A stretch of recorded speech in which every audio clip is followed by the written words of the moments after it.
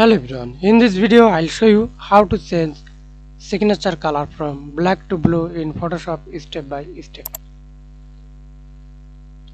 Open your image, then select color range, click outside and use signature color fusness.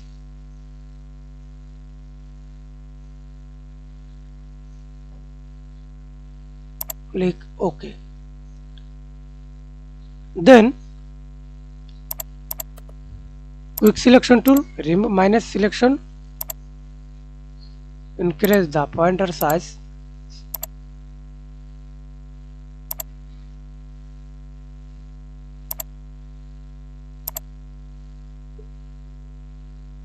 OK.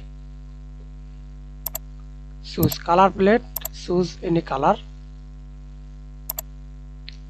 hold Alt key, press backspace, press Ctrl D. OK, and click pen bucket tool, right click, foreground, normal opacity, use blue color, then use manually. OK. Thanks for watching video. Please like, comment, share and subscribe to my channel.